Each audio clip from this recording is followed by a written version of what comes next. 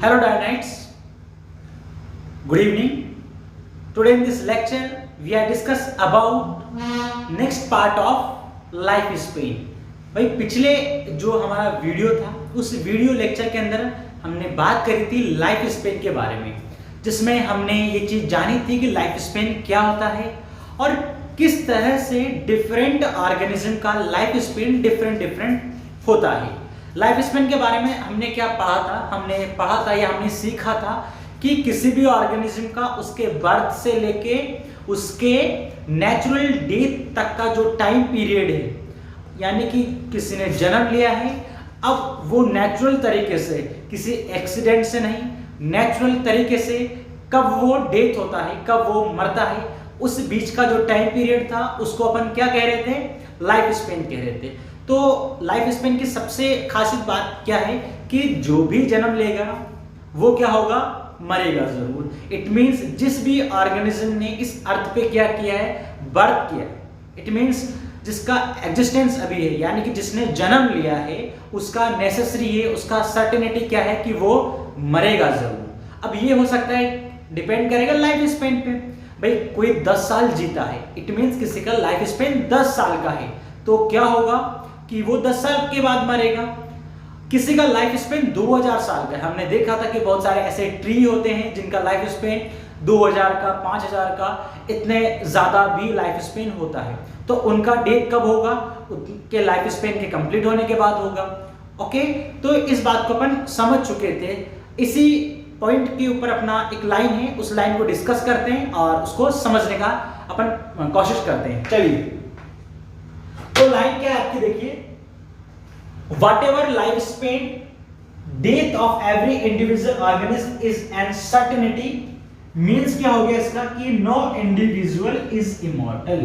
भाई किसी भी ऑर्गेनिज्म का, आप समझेंगे यहाँ पर कोई सा भी ऑर्गेनिज्म हो सकता है। सपोज करो आपके पास कोई ऑर्गेनिज्म है, एक ए ऑर्गेनिज्म हो गया, एक बी ऑर्गेनिज्म हो गया। क्या हो गया? एक ए ऑर्गेनिज्म है और एक बी ऑर्गेनिज्म है। सपोज करो ए का जो लाइफ स्पेन अपन मान के चल रहे हैं कि भाई ये कितना है? 10,000 ईयर्स हो गया, ठीक है। और एक का कितना है? जैसे कि अपन मान के चलते हैं 10 ईयर हो गया, ऐसे मान के चलते हैं, ठीक है। तो देखो कितना लाइफ स्पेन इनका वेरिएशन हो गया। एक तो 10,000 ईयर तक कंप्लीट करेगा अपना लाइफ स्पेन को, दूसरा क्या होगा आपके पास? एक 10 ईयर के अंदर कंप्लीट करेगा।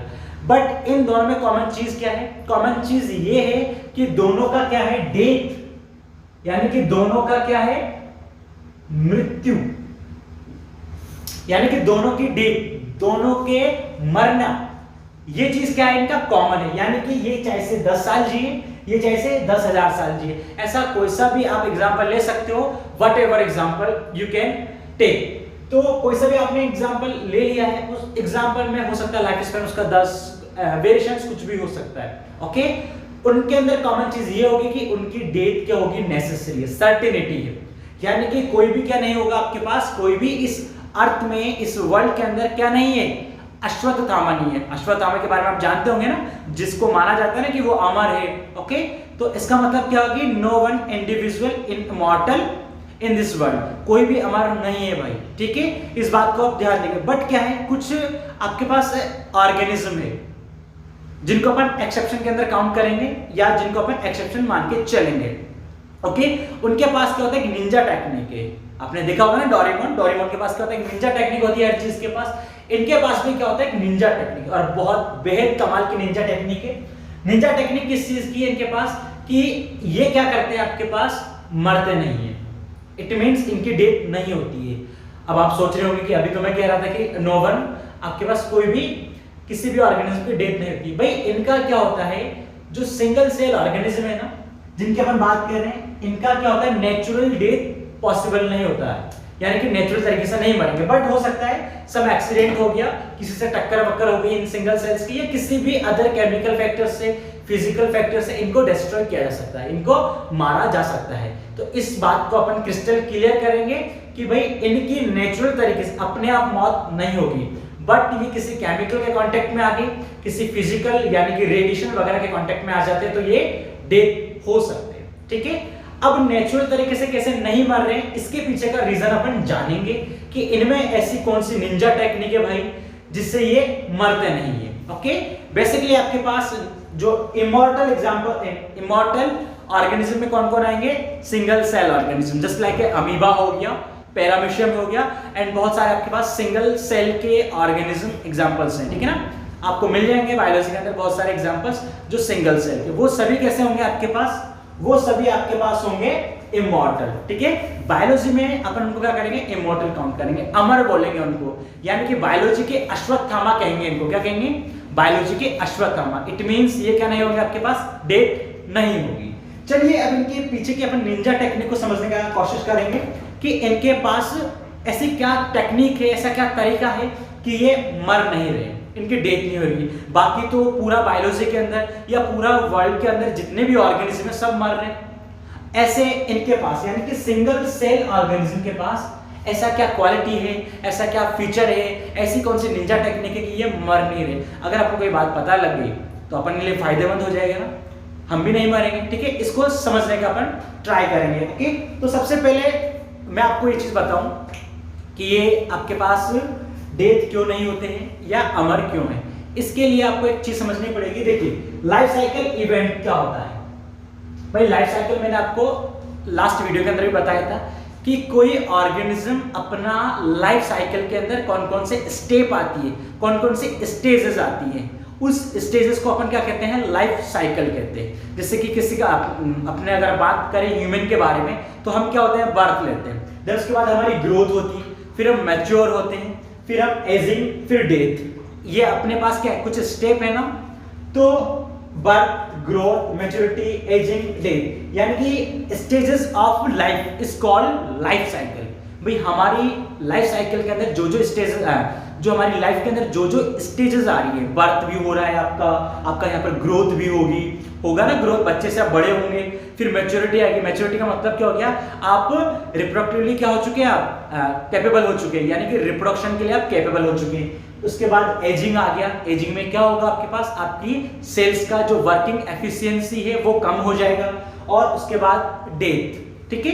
तो कुछ स्टेजेस होती है हमारी लाइफ के अंदर, birth, growth, maturity, ageing, death. इनको अपन लाइफ साइकिल इवेंट के अंदर काउंट करेंगे। अब समझिए इस बात को कि जो सिंगल सेल ऑर्गेनिज्म होते हैं इनके पास क्या होता है? एक ब्रह्मास्त्र होता है। जैसे अश्वत्थामा के पास थी ना मणि, इनके पास क्या होता है? एक ब्रह्मास्त्र होता है, ठीक है। उस ब्रह्मास्त्र को अपन कहते हैं सोमैटिक डिवीजन। आपने पढ़ा होगा 11th क्लास के अंदर सोमैटिक डिवीजन के बारे में। या इसका अपन एक और नाम होता है, इसको अपन क्या कहते हैं?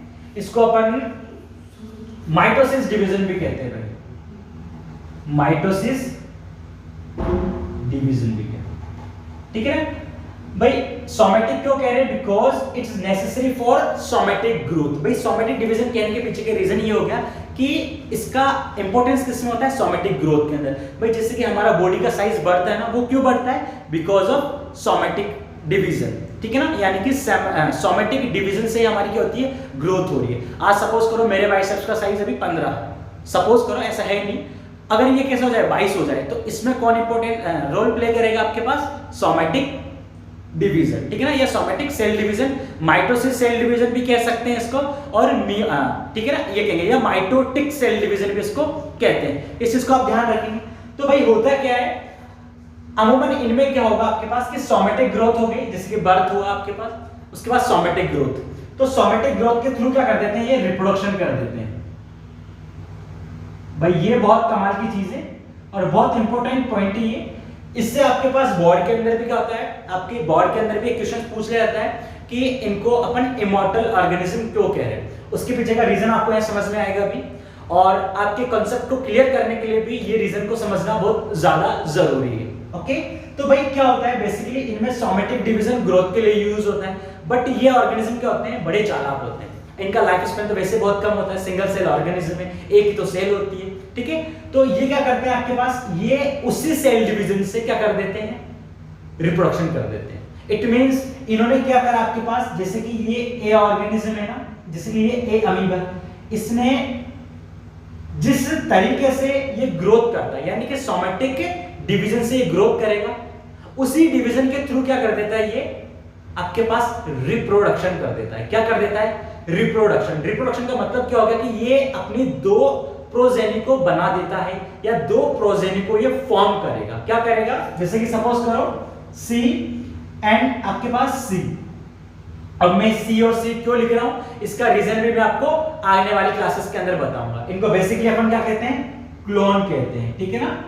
अब क्लोन क्यों कहते हैं इसकी चर्चा अपन करेंगे जब मैं आपको रिप्रोडक्शन पढ़ाऊंगा, नेक्स्ट क्लासेस के अंदर आ जाएगा वो आपके पास।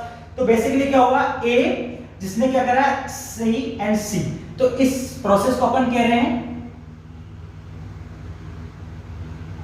रिप्रोडक्शन, ठीक है। तो बेसिकली क्या होता है इनके अंदर ये होता है कि जिस डिवीजन से ये सोमेटिक ग्रोथ करते हैं उसी डिवीजन से ये क्या कर देते हैं, रिप्रोडक्शन कर देते हैं।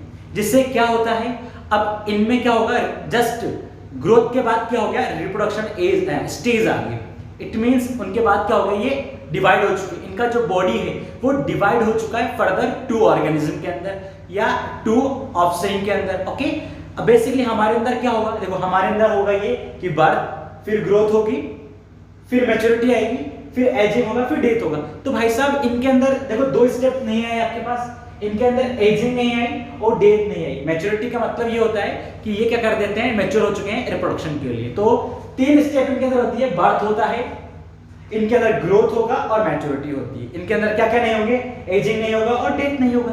अब जब इनके अंदर एजिंग भी नहीं हुई और डेथ भी नहीं हुई तो फिर मरेंगे कैसे ये, यानी कि जब एजिंग ही नहीं आई तो मरेंगे कैसे। ओके, तो यही रीजन है आपके पास कि भाई ये क्या करते हैं, इस निंजा टेक्निक का यूज करेंगे सोमेटिक डिवीजन का, इसी के थ्रू ये रिप्रोडक्शन कर देते हैं। इसलिए क्या होता है, ये मरते ही नहीं है, ठीक है ना। तो नेचुरल डेथ क्या होता है, इन ऑर्गेनिज्म का पॉसिबल नहीं होता है।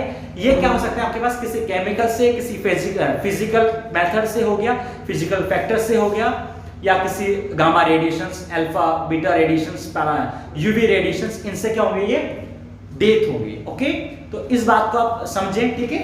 तो हमने क्या पढ़ लिया कि सिंगल सेल ऑर्गेनिज्म को इमॉर्टल ऑर्गेनिज्म क्यों कह रहे हैं, इसके पीछे का रीजन आपको समझ में आ चुका है, ठीक है।